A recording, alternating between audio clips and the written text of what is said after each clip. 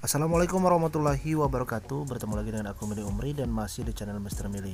Di kesempatan ini ada pengumuman terkait dengan hasil masa sangga dan juga pemberkasan CPNS untuk CPNS instansi Kementerian Hukum dan Asasi Manusia.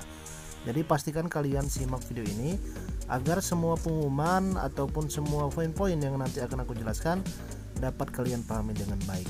Tentunya simak video ini sampai tuntas.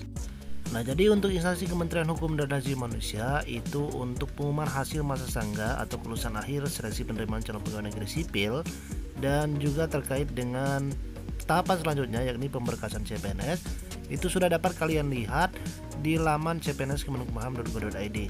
Nanti kalian tinggal buka, pada dashboardnya kalian akan melihat terkait dengan info terbaru yakni pengumuman hasil masa sangga dan juga pemberkasan.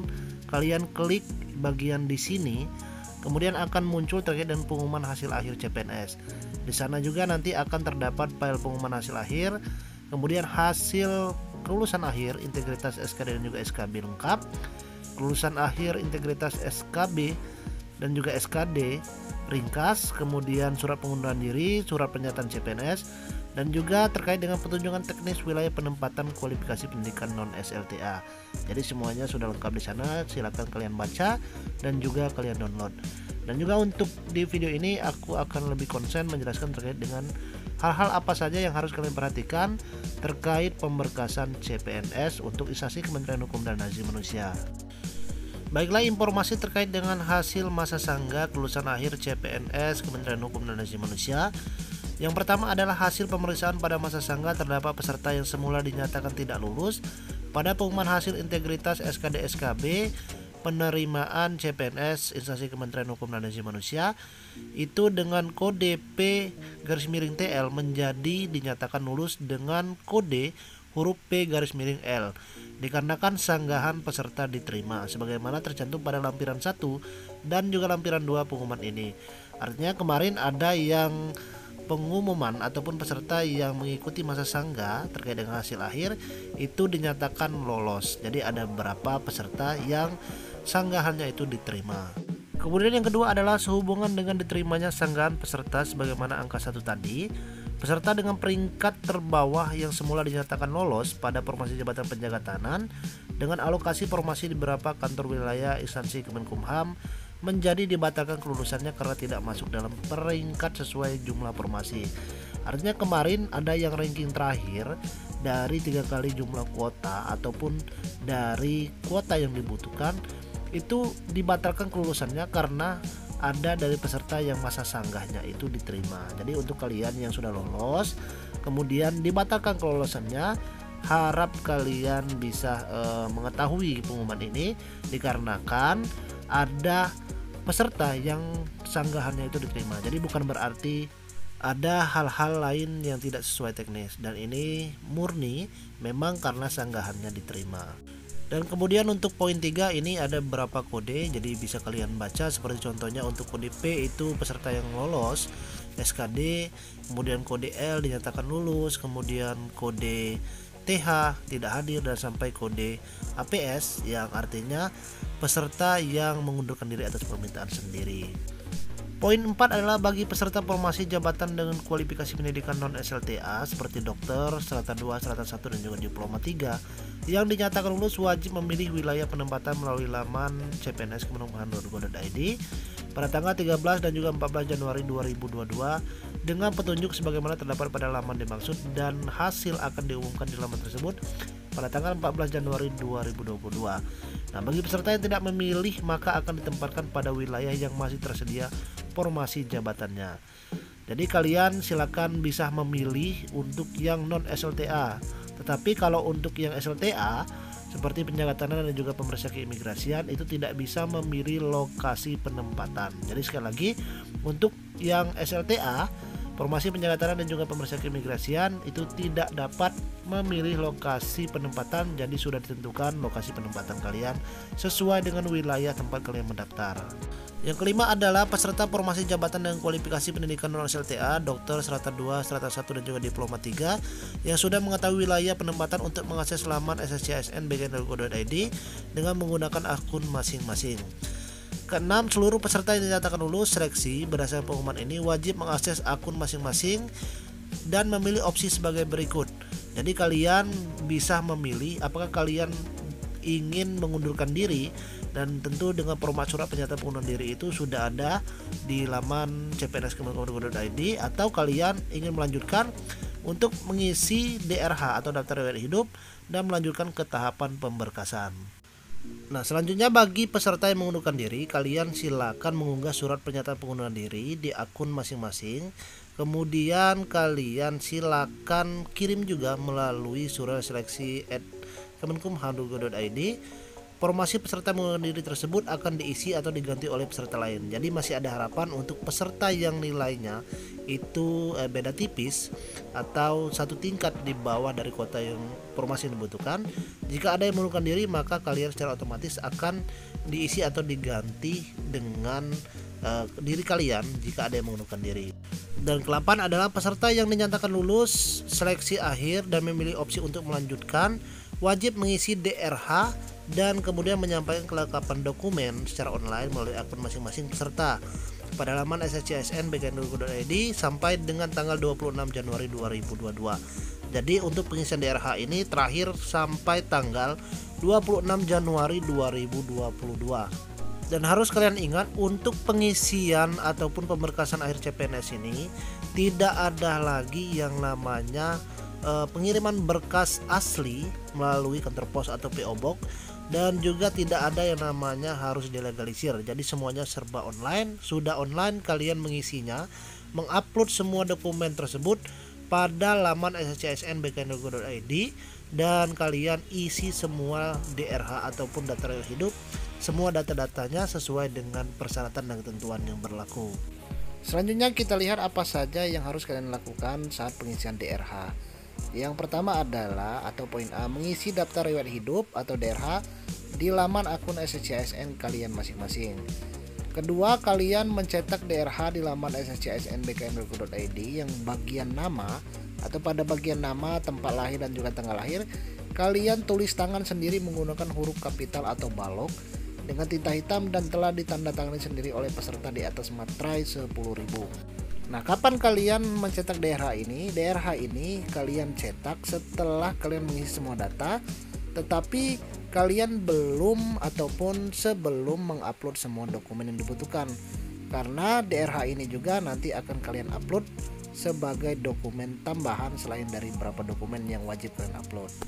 Selanjutnya pada poin C ada beberapa dokumen yang juga harus kalian siapkan. Yang pertama adalah pas foto terbaru tanpa wajah depan dan juga tanpa kacamata, bukan foto editan. Foto editan ini seperti contohnya kalian menambahkan aksesoris ataupun tone warna ataupun kalian rubah-rubah, tone editing lah, atau tanpa rekayasa. Jadi memang murni untuk foto pas foto dengan pakaian formal. Pakaian formal di sini kemeja lengan panjang berwarna putih dan menggunakan hijab berwarna hitam bagi cewek yang menggunakan hijab.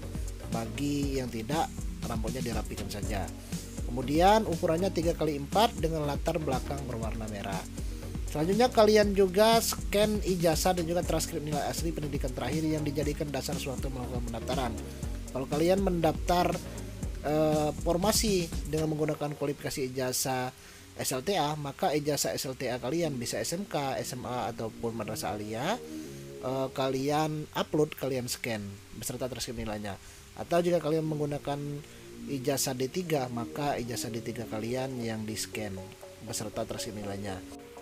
Poin ketiga, ini khusus untuk ijazah yang diperoleh dari sekolah atau perguruan tinggi di luar negeri. Jadi bagi kalian yang sekolah di luar negeri, kalian meminta surat penetapan penyetaraan dari panitia penilai ijazah luar negeri di kementerian yang menyelenggarakan urusan pemerintah di bidang pendidikan.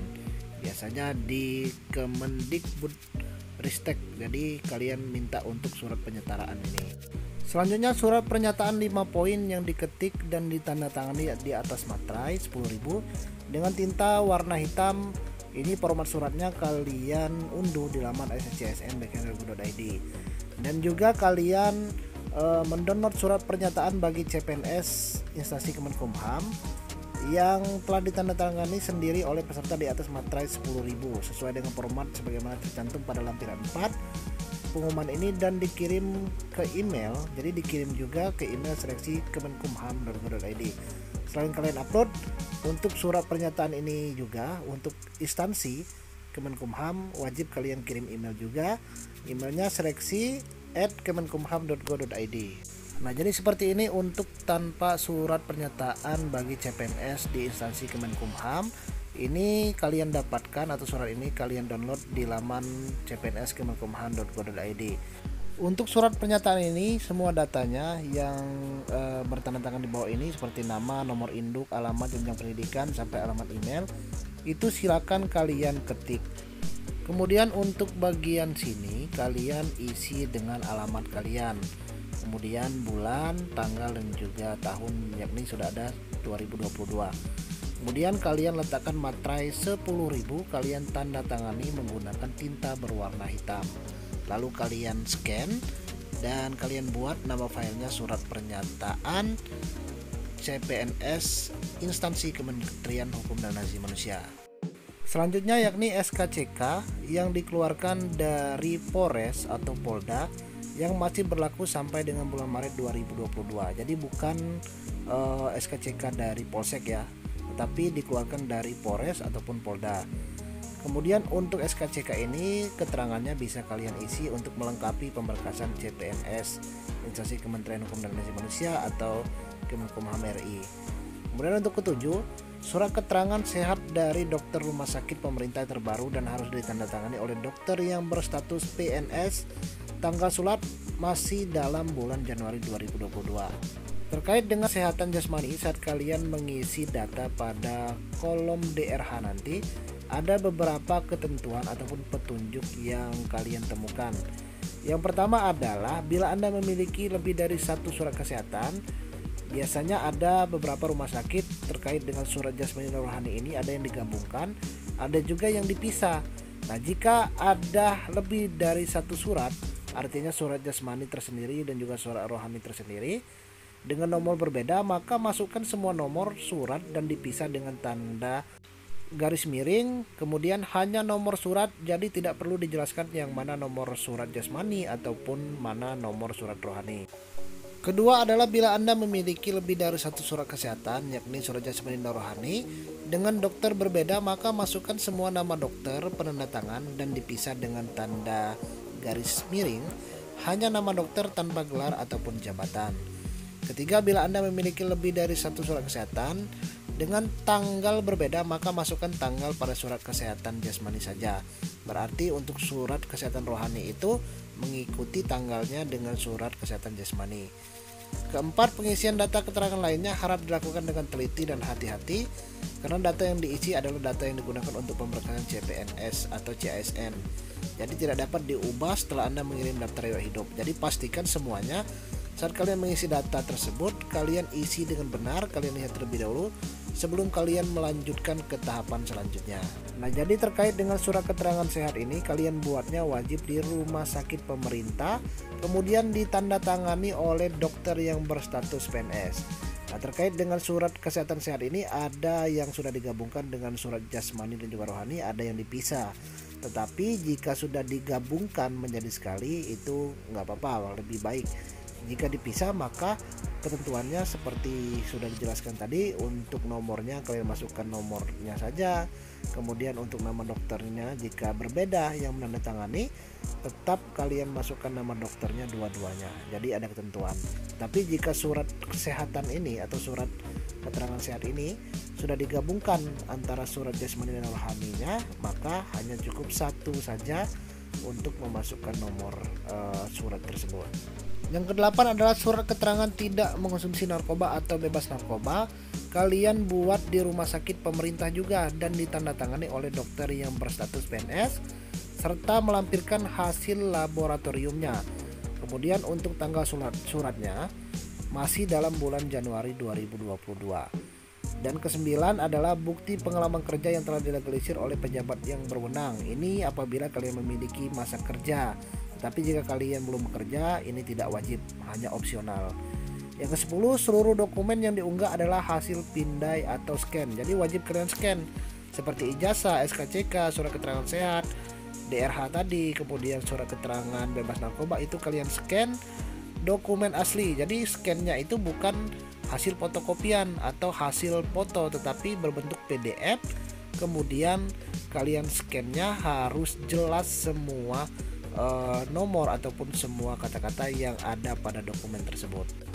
Selanjutnya, hanya peserta yang memenuhi seluruh persyaratan administrasi yang kalian isi kemudian kalian upload pada DRH kalian yang dapat diusulkan dan diproses penetapan nomor induk pegawai atau NIP, serta memperoleh surat keputusan tentang pengangkatan sebagai calon pegawai negeri sipil.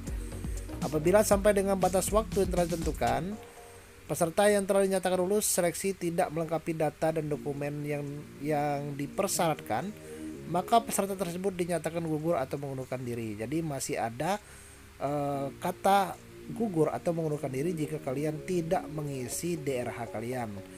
Kemudian dalam hal peserta yang sudah dinyatakan lulus seleksi akhir dan sudah mendapatkan persetujuan NIP, kemudian mengundurkan diri, kepada yang bersangkutan diberi sanksi tidak dapat melamar pada penerimaan aparatur sipil negara untuk 1 periode berikutnya. Jadi jika kalian sudah mengisi DRH, kemudian kalian sudah mendapatkan NIP, tetapi kalian mengundurkan diri, maka kalian akan mendapatkan sanksi tidak bisa mengikuti 1 periode CPNS di tahun yang akan datang. Selanjutnya, apabila ditemukan paham radikalisme pada peserta saat proses pelaksanaan seleksi maupun setelah diangkat menjadi CPNS atau PNS, pada instansi Kemenkumham berhak membatalkan kelulusan serta memberhentikan status sebagai CPNS atau PNS. Karena kita sebagai ASN menjadi CPNS ataupun PNS, kita harus bersikap netral, tidak ikut politik ataupun tidak mengikuti pemahaman radikalisme. Jadi jika kalian mengikuti paham radikalisme atau terlibat politik praktis dan kalian tidak netral, maka kalian bisa dikeluarkan atau kalian dibatalkan terkait dengan kelulusan atau pemberhentian status kalian sebagai CPNS ataupun PNS. Jadi harus berhati-hati jika kalian sudah menjadi aparatur sipil negara. Oke, mungkin itu saja yang dapat aku sampaikan di video kali ini terkait dengan hasil masa sanggar dan juga terkait dengan apa saja yang harus kalian butuhkan saat kalian nanti mengisi DRH atau pemberkasan CPNS. Dan untuk selanjutnya, jika sudah mengisi pemberkasan CPNS, kalian bisa lihat video ini, kalian scroll di YouTube aku Mr. Mili untuk terkait dengan kapan kalian menerima SK, kemudian kapan kalian gajian, kapan kalian bertugas, dan juga informasi-informasi lainnya. Untuk pengisian DRH juga kalian sudah bisa lihat di channel aku Mr. Mili. Di sana sudah lengkap. Semoga video-video yang aku berikan dapat membantu kalian dalam pelaksanaan pemberkasan ataupun bagi kalian yang nantinya ingin mendaftar CPNS. Dan insya Allah akan aku berikan informasi terkait dengan CPNS selalu update di YouTube aku Mr. Mili. Jangan lupa yang belum subscribe, bantu subscribe. Jika masih ada pertanyaan, silahkan kalian tulis di kolom komentar dan akan aku jawab atau akan aku buatkan video selanjutnya. Terima kasih untuk kalian sudah menonton dan aku akhiri. Wassalamualaikum warahmatullahi wabarakatuh.